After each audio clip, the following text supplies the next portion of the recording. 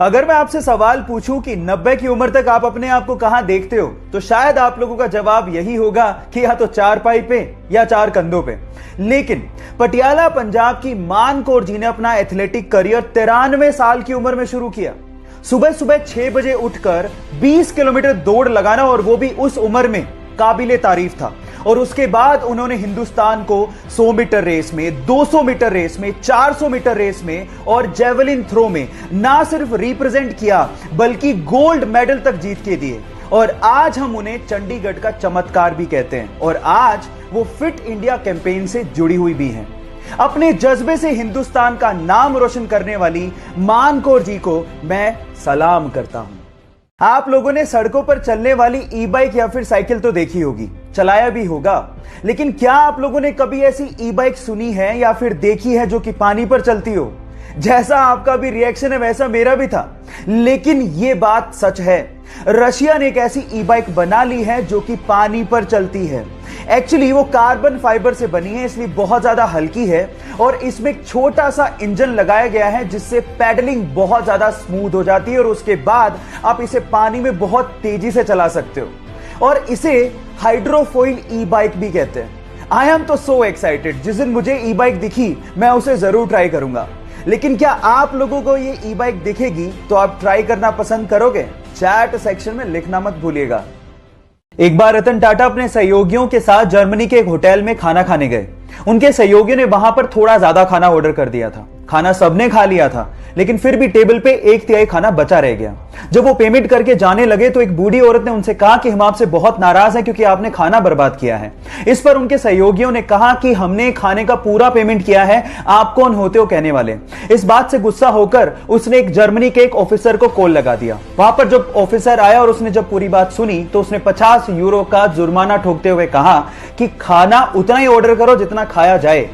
भले तुम्हारे पास पैसे हों, लेकिन ये संसाधन पूरे समाज के हैं।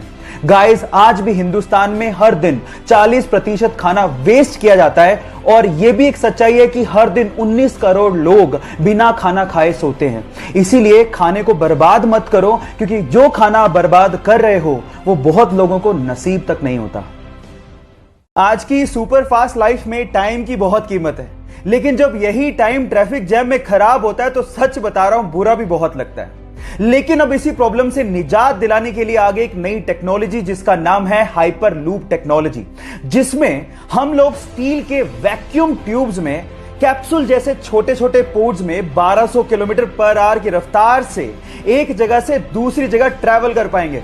यार, इमेजिन करते ही साईफाई मूवी जैसा फील आने लगता है, लेकिन ये सच भी है। इंडिया में तो मुंबई से पुणे तक इसका काम भी शुरू हो चुका है। जहां पहले मुंबई से पुणे में जाने में 3 घंटे का टाइम लगता था, इसके बनने के बाद मात्र 30 मिनट लगेंगे। अब दुनिया बदलने वाली है, तैयार हो जाओ सुपर फास्ट भागने के लिए। एक बार बहुत सारे मेंढक जंगल से जा रहे थे। अचानक से 2 मेंढक पैर फिसलने की वजह से दलदल वाले खड्डे में फंस गए। अब वो बाहर निकलने की कोशिश कर रहे थे, लेकिन निकल ही नहीं पा रहे थे। इतने में बाकी मेंढकों ने कहना शुरू किया कि इस खड्डे से बाहर निकलना मुश्किल ही नहीं, नामुमकिन है।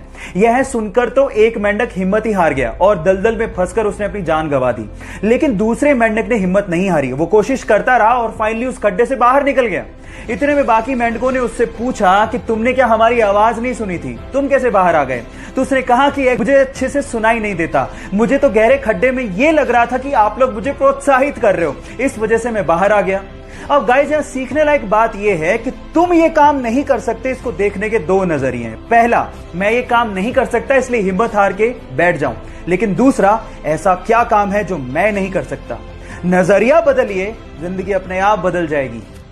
जहां एक और कोरोना वायरस पूरी दुनिया के 32 से ज्यादा देशों में अपने पैर पसार चुका है, वहीं पूरी दुनिया के शीर्ष नेताओं से लेके शाही परिवार तक हमारी भारतीय संस्कृति को फॉलो कर रहे हैं। वो हैंडशेक की बजाय नमस्ते कर रहे हैं। पूरी दुनिया में भारतीय संस्कृति की तारीफ हो रही है।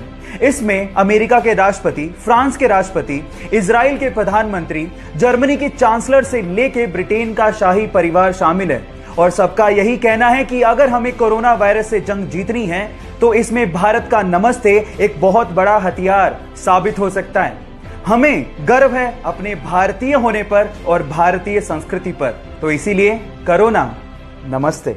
कोरोना वायरस जैसे जैसे दुनिया में अपने पैर पसार रहा है, लोगों में उसका डर भी बढ़ रहा है और कुछ लोग इस डर का फायदा भी उठा रहे हैं। जैसे कि सैनिटाइजर्स अपनी कीमत से डबल कीमत में बेचे जा रहे हैं, मास्क कालाबाजारी हो रही है और बहुत सारा जरूरत का सामान महंगे दामों में बेचा जा रहा है। जहां एक और ये लोग फायदा उठा रहे हैं, वहां कुछ लोग आपकी मदद भी कर रहे हैं, जैसे कि वेदांतु लर्निंग ऐप।